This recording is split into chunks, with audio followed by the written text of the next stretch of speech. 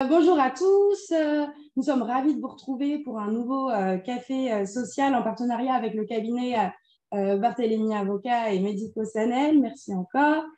Donc j'ai la chance d'intervenir avec Mehdi que vous connaissez tous et avec Christophe Sens, qui était le président d'ECF, membre de la commission sociale et bien sûr expert comptable, parce que c'est important que vous ayez des confrères présents pour être au plus proche de vos préoccupations.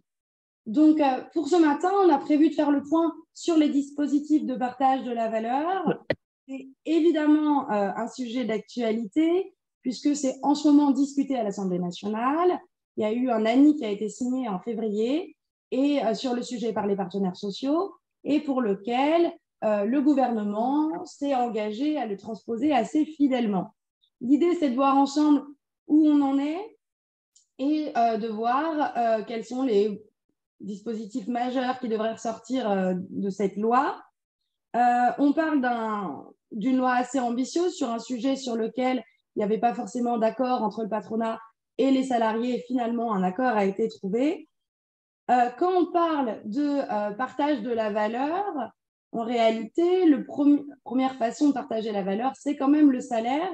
Et dans ce projet de loi, il n'y a pas grand-chose sur les salaires. On a juste une partie sur la classification, on en parlera rapidement, mais c'est le seul volet, la négociation de branche sur la classification, qui viendrait parler de salaire. Le reste sont des dispositifs dont on connaît tous à peu près le fonctionnement. Donc, c'est l'intéressement, la participation, mais aussi la prime de partage de la valeur qui a été créée à l'occasion de la crise des Gilets jaunes. Et on parle de ces dispositifs assez généralement. Le projet de loi donc, a pour but d'équiper les petites structures, les moins de 50, parce que pour les plus de 50, pour la plupart, évidemment, tout a été déjà mis en place. Donc, d'équiper les moins de 50 et en tout cas les plus de 11 sur ces questions d'épargne salariale. C'est déjà assez largement le cas. Les petites structures sont déjà équipées, notamment avec la prime partage de la valeur, dont sont saisies les PME. Et on se rend compte qu'il y a plus de 30% des entreprises qui sont passées par un de ces dispositifs l'année dernière. Donc, c'est loin d'être neutre, mais c'est ce qu'on se disait avec Christophe et Mehdi, c'est qu'il y en a quand même 70 qui n'ont pas mis en place de dispositif de partage de la valeur jusque-là. Donc, l'objectif ce matin, c'est de vraiment faire le point sur le projet de loi, où on est, où on va, parce qu'on a quand même une certaine idée d'où on va, de faire le point sur les dispositifs, parce que équiper donc 70% des TPE-PME qui ne l'ont pas encore fait sur les questions de partage de la valeur, c'est aussi des possibilités pour vous, experts comptables, de développer des missions pour votre service social. Donc, il faut se former, pouvoir présenter les choses à vos clients, quelle opportunité, comment déployer derrière les missions auprès de vos clients. On a tout un travail de diagnostic qui sera fait pour savoir si oui ou non ils sont concernés par les nouveautés, mais aussi ensuite d'accompagnement dans le déploiement. Alors Christophe, on va commencer un peu avec toi pour avoir une vision de la négociation, comment ça s'est passé et vers où on va un petit peu dans la négociation de ce projet de loi. Merci Mélanie, bonjour à toutes et à tous, bonjour Mehdi. Donc, on va repartir un peu dans le contexte. Le contexte, nous étions en août 2022. Je vous rappelle, en août 2022, il y a une loi qui est en train de discuter au Parlement, qui est une loi sur les mesures d'urgence de protection du pouvoir d'achat, qui a été votée le 16 août 2022. Mais il y avait un autre élément que tout le monde oublie maintenant, c'était l'affaire Total, tous les scandales autour Total, les bénéfices records de Total, etc. Et donc, le gouvernement, à ce moment-là, a invité les partenaires sociaux à négocier sur le partage de la valeur autour de 3 axes. Le premier, c'est généraliser le partage de la valeur pour tous les salariés. Ça, c'était le premier axe. Le deuxième, c'était améliorer l'articulation des différents dispositifs de partage de la valeur. Et enfin, le dernier, c'était d'orienter l'épargne salariale vers les investissements responsables et solidaires ou dans l'économie productive et de transition écologique. Donc ça, c'était les 3 axes qu'avait fixé le gouvernement. Et les partenaires sociaux donc, se sont réunis plusieurs fois pour parvenir, en date du 10 février 2023, à un accord. Et c'est important, cet accord, Annie, parce qu'on l'oublie, mais il a été signé quand même par les 5 confédérations salariales hormis la CGT, mais tous les autres ont signé, et les 3 organisations employeurs, MEDEF, CPME, UDP, ce qui donne quand même un cadre de négociation large, ce qui fait que le gouvernement, quelque part, était contraint, eu égard au nombre de signataires, de reprendre fidèlement le texte qui avait été voté dans l'ANI, puisque l'ANI, je le rappelle, avait dit également que le texte était subordonné à son extension. Voilà. Donc, à partir de ce moment-là, ça, c'est le grand contexte qui avait été fait. Et je reviens vraiment, ouais, c'était ce grand discours autour de la partage de la valeur et notamment de Total, ce qui m'amène à dire, mais Mehdi en complétera mieux que moi par la suite, qu'on a retrouvé dans le texte de l'ANI le bénéfice net fiscal, puisque voilà, donc on retrouve des éléments là-dessus, puisque d'habitude on parle de bénéfice net comptable généralement ou de résultats comptable. Ça, c'était simplement quelques points. Voilà, ça, c'est simplement le contexte. Une loi de 2022 et on invite les partenaires sociaux à négocier, chose qu'ils ont faite et pour lequel le gouvernement retranscrit dans la loi actuelle, et c'est pour cela qu'il y a 2 textes de loi aujourd'hui au Parlement, un texte qui est la transposition de cette année qui est en cours de discussion au Parlement. Là aujourd'hui, on parle dans le texte et pour lequel le gouvernement a assuré les partenaires sociaux qu'ils n'accepteront aucun amendement qui viendrait dénaturer l'ANI. Voilà. Donc ça, c'est le premier texte. Et puis un deuxième texte qui est sur le plein emploi, mais qui concerne plus l'organisation de l'emploi et autres. Voilà le contexte, si je dois rappeler. Et du coup, si on voit le contexte, on sait… Ah, Mehdi, tu veux intervenir? N'hésite pas, n'hésite pas. Oui, juste 2 minutes. Bon, d'abord, bonjour Mélanie et Christophe, et bonjour à tous. Bonjour. Juste pour compléter ce que tu dis, Christophe, très rapidement, il y a un contexte plus général sur le pouvoir d'achat, bien évidemment, mais aussi le désengagement des salariés. Tous nos clients se posent la question de comment stimuler, comment donner envie sur le court terme, je pense à la PPV, comment améliorer le pouvoir d'achat et comment tenter de les fidéliser. Tous les chefs d'entreprise, DAF, DRH, RRH que je rencontre, eh ben, c'est comment rester avec des talents dans une entreprise. Et là, c'est un texte, on va le voir, qui multiplie, entre guillemets, l'esprit collectif, l'envie de travailler ensemble et d'être performant, parce que si je suis performant avec plein de leviers, je peux distribuer quelque chose. Et effectivement, tu as raison, Christophe, à l'époque, c'était Total, est-ce qu'on doit partager le dividende? Eh bien, on a fait autre chose différemment. Et bien sûr, les questions qui vont venir, ça ce sera le cumul des dispositifs et la compréhension des dispositifs par nos clients, donc grâce à nous. C'est ça, c'est ambitieux. En 45 minutes, on va y arriver. Non, ce sera complété, j'en suis sûr, Mélanie. L'idée, c'est de se dire, on voit que c'est en négociation, on ne peut pas savoir le temps que la négociation prendra, mais qu'est-ce qu'on peut imaginer comme timing pour le déploiement de dispositifs au sein des TPE-PME? Il faut se préparer pour quand?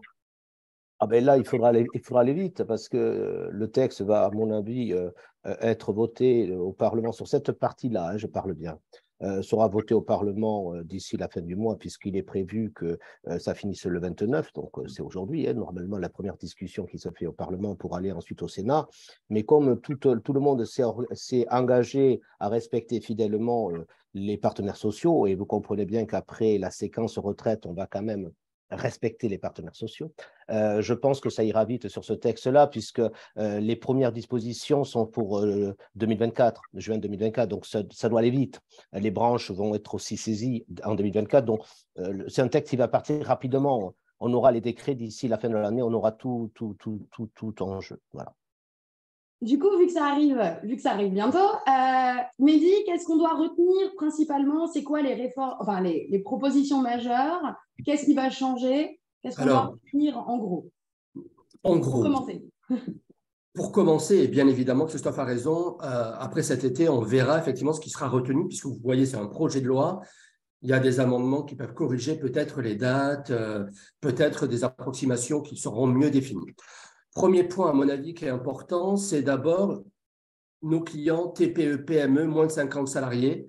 Très important, pour les moins de 50 salariés, c'est la possibilité de mettre en place, elles avaient déjà la possibilité de le faire, un accord de participation, vous savez qu'il y a un dispositif légal, c'est mal vécu par les entreprises parce que c'est un dispositif imposé pour les plus de 50, avec une règle de calcul qui est un peu particulière, un peu lourde, qui est sur le bénéfice net fiscal. Et on nous dit, jusqu'à présent, tu peux déroger à l'accord de participation si tu proposes mieux. Eh bien, le projet de loi nous dit que pour les entreprises de moins de 50, on pourra faire une formule de calcul qui pourra proposer moins que la formule légale, ce qui est très intéressant, puisque l'accord de participation, normalement, c'est effectivement une formule légale, et on le met en place cette fois-ci. Alors, ce sera ça qui sera mis en discussion pour les entreprises de moins de 50 salariés, c'est qu'on pourra le mettre en place normalement, soit par accord de branche que je récupérerai, que j'appliquerai, 2/3 des salariés, accord d'entreprise classique, mais aussi éventuellement, ça, ce n'est pas encore très, très clairement défini, par décision unilatérale, après consultation du CSE. Autre contrainte qui existerait, et c'est toujours à titre expérimental, le premier vecteur, c'est aussi à titre expérimental pendant 5 ans, c'est cette fois-ci pour les entreprises de 11 à 49 salariés, donc celles qui sont en dessous de 11 ne seraient pas concernées, ce serait l'obligation de mettre en place un dispositif de partage de la valeur si elles ne l'avaient pas fait. Et elles auraient cette obligation, entre guillemets, entre nous, beaucoup d'entreprises ont déjà cette préoccupation, ont déjà fait. Elles auraient cette obligation si elles ont moins de 50 salariés et si elles ont un bénéfice net fiscal égal à au moins 1% de leur chiffre d'affaires pendant 3 exercices consécutifs. Ça, ce serait applicable à partir de 2024, ça veut donc dire qu'on aurait l'exercice 2023, 2022, 2021. Je suis une société qui performe, en tout cas qu'on considère qu'il performe, et qui n'a rien mis en place, eh ben, j'aurai l'obligation de négocier un outil de partage de la valeur, participation, intéressement, PPV. Ça, bien évidemment, beaucoup d'entreprises l'ont fait, et si j'ai déjà négocié, eh bien évidemment, je n'aurai pas l'obligation de le faire. Autre point, qui concerne tout le monde, c'est l'amélioration ou un visuel sur des dispositifs qui existent.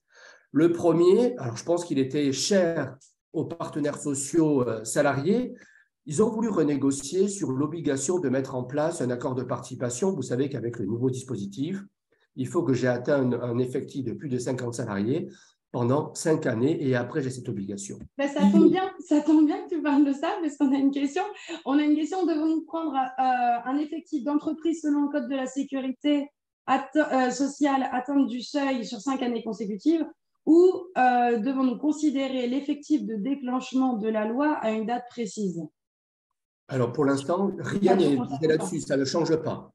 C'est toujours l'accord de participation, c'est 5 années. C'est vrai que ça fait partie des négos sur l'ANI, mais l'ANI n'a pas changé la chose. Ce qui a changé, par contre, c'est que vous vous souvenez que j'avais ce seuil de déclenchement d'obligation pendant 5 ans, d'atteindre des effectifs pendant 5 ans, et après, j'étais contraint de mettre un accord de participation, et il y avait une exception à cette contrainte si j'avais d'ores et déjà mis en place un accord d'intéressement. C'est-à-dire que si je faisais bénéficier mes salariés d'un accord d'intéressement, pendant 3 ans, eh bien, ça reportait au maximum, 3 plus 5, 8 ans, la mise en place obligatoire d'un accord de participation. Eh bien, cette obligation, ce franchissement de seuil, même si j'ai un accord d'intéressement, eh bien, je ne pourrai plus bénéficier de cette dérogation 3 plus 5, c'est-à-dire qui porte jusqu'à 8 ans. Bien évidemment, les entreprises qui ont d'ores et déjà un accord d'intéressement avant la promulgation de la nouvelle loi et qui franchiraient le seuil, eh bien, bénéficient de cette dérogation, c'est sûr. Ensuite, autre point qui me semble important, c'est qu'on avait une difficulté sur les avances qui étaient faites sur la participation et l'intéressement. En fait, globalement, on veut sécuriser ces éléments. Je pouvais donner des avances, c'était toujours mal géré, parce que quand j'avais des soldes, eh ben, si je voulais récupérer une partie des avances, c'était toujours très compliqué, surtout si elles étaient placées. Eh ben, aujourd'hui, le dispositif, j'essaie d'aller un peu vite, eh bien évidemment, va sécuriser ce système d'avance puisqu'il y aura une possibilité pour l'employeur de récupérer le solde avec la règle sur les saisies sur les salaires qui ne doit pas dépasser plus de 10%. Autre point, c'est les critères de répartition de l'intéressement. Certains d'URSSAF nous ont un peu enquiquinés parce que vous savez que l'intéressement, qui est sur la performance de l'entreprise, avec des critères quantitatifs ou qualitatifs, les critères, c'était soit je donne la même chose à tout le monde, soit c'est proportionnel à la durée de présence de l'entreprise, soit c'est proportionnel au salaire. Mais on pouvait aussi envisager des salaires planchers, voire un salaire plafond, ou les deux. Eh bien, maintenant, ce système-là serait uniformisé, accepté, et donc ça permettrait à chaque entreprise peut-être de favoriser les bas salaires s'il y avait un salaire plancher ou plafond. Autre point particulier, on se souvient de la PEPA, ça devait être un one-shot, c'est devenu pérenne, c'est devenu la prime de partage de la valeur, et je peux la donner, je mets en place une PPV, prime de partage de la valeur, et je peux faire des avances par trimestre au maximum. Et bien maintenant, on pourra, je vais dire on pourrait, parce que Christophe a raison, c'est le projet de loi, verser jusqu'à 2 PPV dans l'année. C'est-à-dire que je ferai une PPV. Mais c'est le dispositif qui est pérenne, mais on peut faire un versement quand même provisoire. On peut le prévoir que pour un an. On n'aura pas la même contrainte que pour les autres. C'est ça. Et je peux en prévoir un deuxième. Je te rappelle en plus qu'il y avait des critères qui disaient tu peux donner jusqu'à 3 000 € avec des exonérations sociales et fiscales, mais si tu mets en place un accord d'intéressement de participation, tu peux monter à 6 000. Je me dis qu'il peut y avoir un effet de levier dans les premières années là-dessus. Et en plus, cette PPV, c'était une amélioration, Christophe l'a dit, du pouvoir d'achat, c'était ça l'idée. Eh bien, je pourrais dorénavant la placer. Vous voyez, une sorte de… On utilise tous les outils pour bénéficier d'une exonération sociale et d'une exonération fiscale en pouvant permettre aussi une amélioration de l'abondement et surtout de l'alimentation, voilà, chercher le terme, du plan d'épargne d'entreprise. Et il serait aussi en discussion la possibilité de bénéficier, vous savez, on avait un régime de faveur d'exonération pour les entreprises, pour les salariés qui avaient sur l'année moins de 3 fois le SMIC annuel. Oui. Le dispositif tombe au 31 décembre 2023. Les partenaires avaient peut-être envie que ce soit en fait une exception possible pour tout le monde. A priori, ce serait possible pour les entreprises que pour les entreprises de moins de 50 salariés. Je dis a priori parce qu'on verra ce qui sera mis en place. Mais vous voyez, il y a une envie quand même de rendre pérenne beaucoup d'outils. Une des derniers dispositifs que j'ai retenus, c'est une obligation particulière, c'est une nouvelle obligation de négocier sur les résultats pour les entreprises qui ont plus de 50 salariés, donc nos TPE, PME ne vont pas être touchés, et qui ont un délégué syndical et qui ont l'obligation de mettre en place un accord de participation. Elles devront prévoir une clause spécifique avant le 30 juin 2024, normalement, qui sera la possibilité, au fond, d'avoir une négociation particulière sur les salaires quand il y a des résultats exceptionnels. Et donc, je pourrais négocier sur un versement supplémentaire de participation, d'intéressement. Si je me permets de t'interrompre là-dessus, on entend beaucoup parler dans la presse de ce point-là, puisque en réalité, l'ANI ne vient pas à définir, et donc le projet de loi pour le moment ne vient pas définir ce que serait un résultat exceptionnel. On renvoie à la négociation d'entreprise, on oblige l'employeur à lancer une négociation, évidemment pas à conclure. Donc, en soi, c'est l'employeur lui-même qui va définir qu'est-ce que c'est un résultat exceptionnel selon lui. Donc, c'est particulier quand même, parce que c'est lui qui va se mettre la règle. Évidemment, il va être accompagné là-dessus par les experts comptables. Christophe ? Je rajoute ce que vient d'être dit. Dès lors qu'il est pourvu d'un délégué syndical, c'est pour corriger. Et donc, le délégué syndical et l'employeur vont devoir s'écharper pour savoir qu'est-ce qu'un revenu exceptionnel. Parce que déjà, on va passer peut-être X journées à définir qu'est-ce qu'un revenu exceptionnel. Déjà, entre experts comptables, on se pose souvent des questions, qu'est-ce qu'un revenu exceptionnel?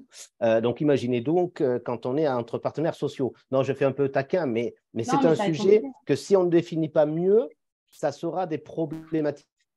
Et puis surtout, il y a… pour moi. Je ne sais pas quand tu le vois midi, mais… Voilà. Si. Alors déjà, ça va être un point assez ardu. Et puis, en fonction de l'étiquette syndicale salariée, la vision n'est pas la même sur les résultats, la valorisation. Et puis surtout, ça veut dire que c'est réservé qu'aux entreprises qui ont plus de 50 salariés, atteints pendant plus de 5 ans et qui ont un délégué syndical. Ça exclut de fait beaucoup de PME là-dessus sur cette obligation de négocier. Ça, c'est vrai que c'est une nouvelle. Pardon, vas-y. On a deux questions sur la PPV. On va y revenir, mais de dire qu'on pourra faire 2 PPV avec donc maximum 3 000 € si on est hors cadre d'accord d'intéressement. Est-ce que ça voudra dire qu'on pourra faire 6 000 ? J'imagine que c'est la logique, c'est qu'on puisse la doubler et ça doublerait le montant possible et susceptible d'être exonéré. Alors, à mon avis, d'ailleurs, juste je rebondis, ce qui sera nécessairement à définir, c'est les plafonds du cumul des outils. Parce qu'il y en a tellement entre participation, intéressement, PPV, et il en manque encore un, que je me dis qu'à un moment, l'assiette d'exonération sociale qu'on pourra distribuer sera assez importante. Ouais, trop, peut-être un peu trop. Est-il opportun de conseiller à nos clients de mettre en place un accord d'intéressement avant le décret d'application, car plus souple et par décision unilatérale de l'employeur? Alors, si vous voulez mettre un accord d'intéressement en place aujourd'hui, vous avez jusqu'à demain pour le faire, pour un exercice civil, si je puis me permettre. Ça va être compliqué. C'est possible. C'est possible. Les conseils sont assez… savent travailler 24 heures sur 24. Mais effectivement, si l'ambition est de se dire je vais conclure un accord d'intéressement parce que j'ai une entreprise dont l'effectif va atteindre 50 salariés et comme ça, je pourrais bénéficier de 3 plus 5, donc j'aurai une contrainte dans 8-9 ans, c'est très court et puis je ne suis pas sûr que ce soit indispensable vu la valorisation et les dérogations qui sont en train d'arriver. Et de même, on a une autre question sur la PPV, mais ça, je pense qu'on l'a déjà traité dans un précédent café. Peut-elle être versée par acompte, trimestriel ou mensuel? Et on peut la verser en plusieurs fois, mais ça, si on a la trésorerie, ce n'est pas très efficace.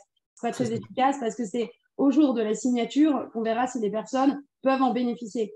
Donc, ça veut dire que si au jour de la signature de la décision unilatérale, le salarié pouvait en bénéficier, on peut la verser en plusieurs fois, mais s'il part, elle sera quand même due. Donc, ce n'est pas spécialement utile et je ne crois pas que ce soit spécialement motivant de la couper comme ça. Je rajoute que là, il y a un point de distorsion entre la direction de la sécurité sociale et les URSSAF sur ce point-là. La PPV, c'est normalement la date de versement. C'est le versement qui fait les exonérations, qui fait foi. Et l'URSSAF, lui, a une vision un peu différente en disant non, pour moi, c'est le fait générateur. Notamment, je pose le problème des payes décalées. Le décalage de paye peut… Donc, on a deux visions. Il va falloir qu'on la clarifie, cette situation, puisque là, c'est pas… On évoque ensemble ce matin quelques pistes et on profite en même temps de mettre des alertes. Et on verra bien les textes qui vont sortir. Mais j'attire un peu cette attention entre la date de versement et la date d'exigibilité. Il va falloir regarder de plus près ce que dira le décret d'application quand il sortira sur ça. Ensuite, il y a un nouveau dispositif. Attends, avant ça, j'aimerais qu'on fasse juste un point rapide sur les différents dispositifs existants. Parce que depuis qu'on a commencé, puisqu'on entend dans la presse, on nous parle d'intéressement, participation, PPV, comme si c'était des choses qui étaient très, très simples et des dispositifs qu'on maîtrisait tous. Ce n'est pas le cas, notamment des salariés, peut-être de certains employeurs. Idéologiquement, quelle est la différence entre l'intéressement, la participation et la PPV? Alors, de ce qu'on comprend, c'est que la PPV, c'était vraiment une mesure de pouvoir d'achat pure et qui n'est pas conditionnée à une réussite spécifique de l'entreprise. C'est juste une volonté de l'employeur. Derrière, l'intéressement, c'est une prime proportionnelle aux résultats et à la performance de l'entreprise. Donc, on est un peu sur une démarche d'objectif. En revanche, la participation, c'est un reversement d'une part des bénéfices. Donc, il faut bien comprendre que ce n'est pas la même chose et que la procédure est plus ou moins simple et plus ou moins encadrée. Mais est-ce que tu peux dire un mot sur la distinction sur ces dispositifs? Alors, très rapidement, tu as raison de le soulever. En fait, c'est des visions complètement différentes. À aujourd'hui, la PPV, c'est un one-shot, c'est versé sur cet exercice, et vous l'avez maintenant, c'est pour améliorer le pouvoir d'achat. On sait que la PPV est souvent mise en place par décision unilatérale de l'entreprise. Je ne vais pas dire que c'est discrétionnaire, mais c'est une décision presque discrétionnaire quand je le fais. La participation, aujourd'hui, elle était vécue comme une contrainte parce qu'il y a un dispositif légal qui a 60 ans. Ça ne concernait que les plus de 50 salariés, même si c'est amélioré. C'est la réalisation en fait, d'un résultat économique et je vais partager ce résultat économique. J'atteins ce résultat économique qui est fixé légalement et de fait, je n'ai pas vraiment la main, je dois partager. L'intéressement, c'était beaucoup plus souple. D'abord, c'était volontaire, c'était pour tout le monde et c'est une atteinte d'objectifs, c'est ultra stimulant, à la fois quantitatif et ou qualitatif. C'est à moi de choisir. Ça peut être l'amélioration d'un service après-vente, ça peut être plein de choses différentes. Et l'esprit de l'intéressement de la participation, même si c'est des visions idéologiques différentes, c'est stimuler l'engagement des salariés. Le vrai problème, c'est que les salariés, ils oublient souvent que ça existe. Le seul point qu'ils ont en tête, c'est quand j'ai l'information de l'employeur et qu'effectivement, j'ai des sommes qui me sont versées. Parfois, je suis déçu. Mais effectivement, peut-être qu'il est bon d'être un peu plus pédagogique et de faire un rappel, pas simplement auprès du CSE quand ça existe, mais quand des réunions en disant « mais je crois qu'on n'est pas loin de l'atteinte de l'objectif ». Là, si on surperforme, eh bien, on va atteindre des plafonds et ça pourra déclencher. Autre avantage de l'intéressement participation. Attends, il y a Christophe qui veut intervenir. Non, mais je rebondis sur ce que vient de dire Mehdi et ce que tu posais. Moi, je vais prendre les lunettes vis-à-vis du conseil d'entreprise et de la TPE, comme on a parlé, on parle vraiment de la petite entreprise. La petite entreprise, elle a peur de s'engager sur du long terme. Elle a peur d'un engagement, d'un accord d'intéressement sur 3 ans, d'une participation. Parce qu'elle, elle veut, comme tu l'as très bien dit, elle va verser one shot si elle a du bénéfice, si elle a de la trésorerie. Donc, elle a une belle année 2023, elle est prête à partager. Donc, la prime de partage de valeur lui va très bien parce que c'est à un instant donné, j'ai de la trésorerie, j'ai mes carnets de commandes qui sont bons, j'ai mes résultats qui sont bons, je peux donner. C'est aussi, et tu parlais de pédagogie, c'est pour ça que je rebondis, il va falloir qu'on explique également auprès des chefs d'entreprise que ce n'est pas parce que j'ai un accord d'intéressement que je dois le verser, puisque justement, une des critères de l'intéressement, c'est qu'on pourrait ne pas le verser. Il faut que la règle, le calcul, puisse démontrer que je ne puisse pas le verser. Donc, pardon, excusez-moi. On ne peut pas, par exemple, l'asseoir uniquement sur du chiffre d'affaires. Voilà. Donc, c'était juste une petite parenthèse. Il va falloir faire de la pédagogie aussi chez le chef d'entreprise sur tous ces dispositifs. Mais il y a un autre point aussi, c'est que ces versements-là, intéressant participation, on pouvait les placer. On pouvait placer ces montants, ce qui permettait d'avoir une exonération fiscale pour le salarié. Mais surtout, quand je les place, psychologiquement, j'ai envie de rester.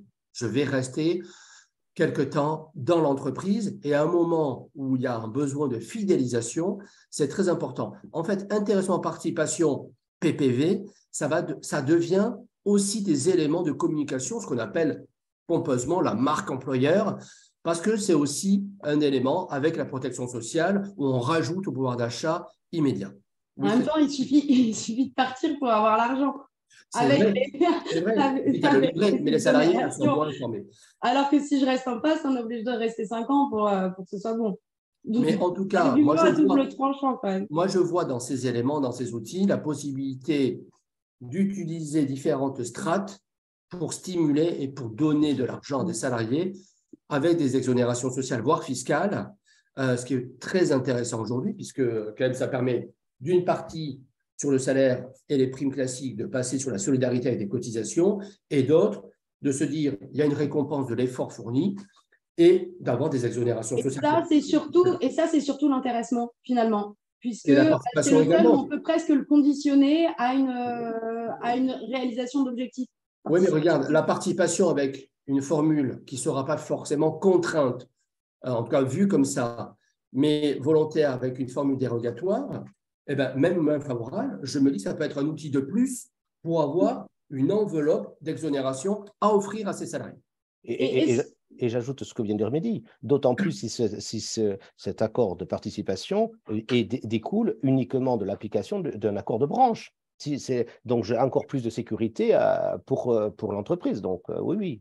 Donc, il y a une vraie volonté à ce qu'on dynamise, et c'est le texte d'ailleurs qui veut dynamiser tous les outils, on simplifie, on essaie d'harmoniser les régimes fiscaux et sociaux, même s'il y a encore quelques divergences, mais au fil de l'eau, ça va s'améliorer. Le but étant au final de motiver les salariés, mais aussi en sous-jacent, parce que ça a été dit par Mehdi au départ, de fidéliser les salariés. C'est aussi en filigrane.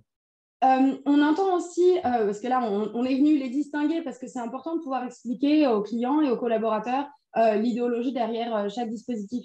Mais quels sont les points communs de ces dispositifs? Il faut quand même parler du fait que ce sont des dispositifs collectifs. On ne vient pas féliciter le collaborateur qu'on aime bien. Je vous laisse dire un mot. On pourrait.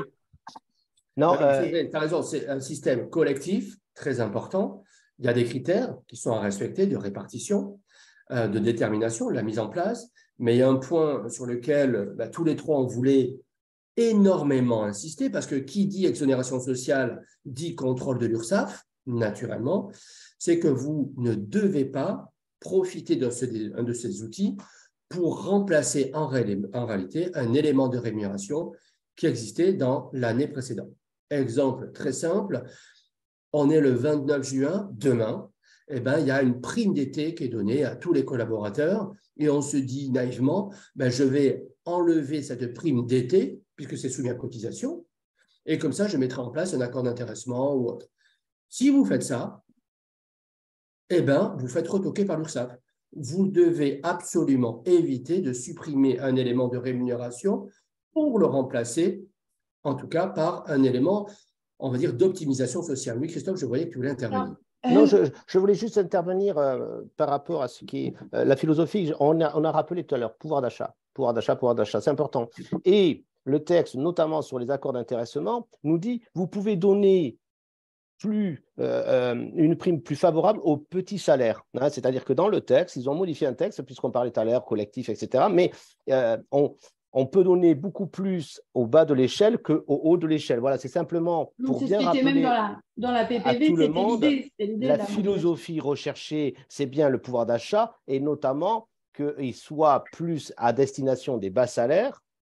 Ça ne veut pas dire qu'on oublie les autres, mais on a des dispositifs qui dérogent un peu à cette uniformité classique ou autre proportionnalité qu'on connaît.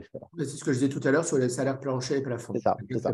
Mais du coup, non-substitution, ça veut dire qu'on ne peut pas se servir de ces éléments, de ces dispositifs pour avoir un régime social fiscal de faveur et qu'on vienne les remplacer des éléments de salaire. Bon, on imagine facilement le cas que tu peux expliquer sur la prime de congé.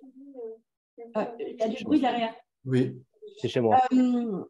Du coup, on peut imaginer que c'est facile pour un contrôleur de venir vérifier parce que oui ou non, il y avait une prime à cette période-là et puis pile l'année où on met en place la PPV, il n'y a plus de prime et c'est exactement le même montant. Bon, là, on peut imaginer qu'il ira sur, en réalité, c'était du salaire. C'est plus difficile de contrôler s'il n'y a pas eu d'augmentation parce qu'on ne sait pas jusqu'où aurait pu aller l'employeur s'il n'y avait pas eu ce dispositif. Bien sûr, mais en fait, ce qu'il vérifie souvent, c'est les primes exceptionnelles, les primes de bilan, les primes qui ont des noms particuliers. Il prend les bulletins de salaire, en réalité. Ça va très vite. Donc, on maintient les primes. À la limite, après, on ajuste. Oui, ou alors on les dénonce en se disant, tiens, je vais réfléchir sur le dispositif en place, j'attends le projet de loi qui arrive et je le mettrai en place plus tard. Ou il faut que les primes ne soient pas toujours du même montant. Un autre point, oui, pardon, allez-y. Voilà, l'autre point, mais je laisse intervenir Christophe. Non, simplement, vous avez tout à fait raison, mais j'ajoute quand même un point, là, ce matin, pour remettre un peu, entre un salarié qui se dit, on me donne une prime fiscalisée, imposée, chargée, et une prime de partage de la valeur qui est nette de charges, nette de CSG actuellement et nette d'impôt. Bon, peut-être qu'aussi, il y a une réflexion dans les petites entreprises. C'est pas le salarié, le problème. Forcément. C'est pas le salarié, c'est l'URSSAF qui va râler. Le salarié sera d'accord. Absolument, voilà, il y a une pression. Mais le principe de non-substitution, c'est une règle absolue, il faut faire attention. Ouais, il faut être vigilant. Il nous reste une dizaine de minutes. Il y a aussi un nouveau dispositif, le plan de partage de la valorisation de l'entreprise. Alors, je reprends ma question comme je l'avais formulée hier. Un dispositif de plus ou un dispositif de trop? Est-ce qu'on ne se noie pas déjà dans les dispositifs d'épargne salariale? Est-ce que ça va marcher? Et qu'est-ce que c'est? Alors, moi, je pense que ça va marcher si on explique réellement l'objectif de ces dispositifs. L'intéressement, la participation, la PPV, on l'a dit. Là, c'est le plan de partage de la valorisation de l'entreprise. C'est montrer qu'ils ont un intérêt direct, les salariés, qui ont 1 an ou moins d'1 an, à la valorisation réelle globale de l'entreprise. Je ne vais pas dire que c'est une sorte d'actionnariat de l'entreprise, bien sûr, mais plus elle est valorisée sur des critères qu'on va définir, mieux, effectivement, je pourrais toucher en plus une prime spécifique. Alors, cet accord ne pourra pas, aujourd'hui en tout cas, être mis en place de façon unilatérale. Ce sera dans les accords assez classiques, accords de branche, accords collectifs, 2 tiers des salariés ou délégués syndicaux. Mais on ne sait jamais. Là, le projet de loi n'est pas dessus. Et l'objectif, c'est d'être directement, pour moi, collaborateur de Christophe, imaginons, intéressé à la valorisation de son cabinet et pas simplement à ses résultats ou à une performance ou qu'on a déterminé. C'est là-dessus, bien évidemment, ce sera de définir la valorisation X. Aujourd'hui, on donnera un montant de référence et on verra 3 ans après comment la valorisation a évolué. Et à partir de là, on me donnera une prime qui sera valorisée en fonction de ce montant de référence. Oui, Christophe. J'ajoute, parce que c'est important avec notre auditoire, que pour être mis en place, et tu as raison de parler, aujourd'hui c'est un accord, et je pense que ça restera un accord. Pourquoi? Parce que c'est subordonné quand même à l'établissement d'un rapport spécial par un commissaire aux comptes, donc soit le commissaire aux comptes existant actuellement dans l'entreprise, ou il faudra nommer spécifiquement pour cette mission-là un commissaire aux comptes. La direction de la sécurité sociale n'est pas fermée pour le transférer aussi aux experts comptables, mais pour l'instant, ce n'est pas dans le texte, donc je reste sur le texte. Moi, j'y vois deux avantages, si vous voulez. Primo, pour les startups. Ça peut être intéressant dans le cadre de sociétés start-up où on a au début des petits salaires, où on va dire aux salariés, ben, on ne va pas parce qu'on commence, mais on a une valorisation qui va être intéressante par la suite. Mais le deuxième point qu'on a tendance à oublier et qui marche aussi et qu'on voit de plus en plus, c'est pour les sociétés à mission. Celles qui génèrent des missions, etc. Donc, ce dispositif-là complémentaire n'est pas si mal que ça quand on va le voir. Et je pense qu'on en aura de plus en plus dans certaines entreprises, voilà, innovantes ou autres, on en aura pas mal de ça. Alors, moi, je pense que la vraie question qu'il y aura à voir, c'est quels sont les plafonds qui seront. Est-ce que les plafonds d'exonération, vous savez qu'en général, c'est 3/4 du PAS, est-ce que ce sera effectivement des plafonds qui vont être adaptés ou pas? Parce que ça, c'est important de multiplier les outils, mais c'est important aussi de voir ce qui peut être proposé aux salariés, parce que souvent, on leur promet des choses, quand même, on leur dit des montants, et ce qui sera possible de faire. Moi, je suis curieux de voir là-dessus. On a ensuite peut-être… je dirais, excusez-moi, qu'on a aussi un point, parce qu'on oublie, mais on parle beaucoup de tout ce dispositif, mais il y a des dispositifs, par exemple, où les dirigeants, les chefs d'entreprise, de petites entreprises peuvent en bénéficier. Je parle, par exemple, de l'intéressement. Par contre, malheureusement, d'autres dispositifs, actuellement, dans l'année, on ne les voit pas. Voilà. Et on sait que quand le chef d'entreprise peut en bénéficier, on sait très bien que généralement, c'est stimulant. C'est un peu le point où j'arrive, c'est les actions gratuites. C'est les actions gratuites, on voit qu'il y a un assouplissement dans le versement, sur les limites. Du coup, là, ça concerne les salariés. Qu'est-ce qui est prévu? En fait, ce qui est prévu, c'est d'augmenter la possibilité de détenir des actions attribuées gratuitement, les AGA, pour les salariés. Jusqu'à présent, il y a des plafonds qui sont fixés à 10%. Ça devrait monter à 15% du capital social et voire pour certaines entreprises, ce serait fixé à 20%. Voilà. Tu voulais dire quelque chose, Christophe, j'ai l'impression. Non, mais c'est tout à fait exact. Mais bon, ça concerne, entre vous et moi, les grandes entreprises, où quand on parle de PME, c'est la PME au sens européen. Donc, ça ne concerne pas la toute petite entreprise, entre vous et moi. Là. Oui, voilà. Donc là, c'est quand même l'actionnariat, attribution d'actions gratuites. C'est pour ça que précédemment, on parlait quand même du partage de la valorisation. C'est une façon aussi, j'allais dire, d'être acteur de la valorisation et pas simplement de la performance. C'est une sorte d'actionnariat virtuel, moi je trouve, puisqu'on nous donne virtuellement un montant de référence qui sera multiplié par le gap qui va être fait 3 ans après. Moi, je trouve ça plutôt intéressant. On a une nouvelle question sur la PPV. Est-ce qu'elle reste exonérée d'IR et de charges sociales en 2024? De charges, oui. D'IR, c'est à voir. C'est à voir. Peut-être pas. Non, a priori, non. A priori, je vous dis, pour l'instant, en définitive, ils essayent de revenir à des dispositifs harmonisés. Or, on avait là un schéma très dérogatoire, donc ils essayent d'harmoniser. Donc voilà, sauf si vous le reversez. On aura peut-être la possibilité de placer, peut-être que ça va être. C'est ça, sauf si on va dans la… C'est évident, c'est moins certain. pour la suite. Il est 9h10, on est bon pour moi, on a épuisé un peu tous les grands thèmes de ce qu'on sait pour le moment du projet de loi et des dispositifs existants. L'idée, c'est du coup de rester très vigilant sur ce qui va avancer. Nous, chez ECF, on va évidemment vous accompagner là-dessus. Quand on en saura plus, soit on refera un café social avec Mehdi, soit on fera des communications pour les adhérents avec peut-être, je ne sais pas ce qui se fera à ce moment-là, une présentation des dispositifs, si on fera des modèles de courrier aux clients. Je ne sais pas encore. Ça dépendra de comment les choses vont évoluer.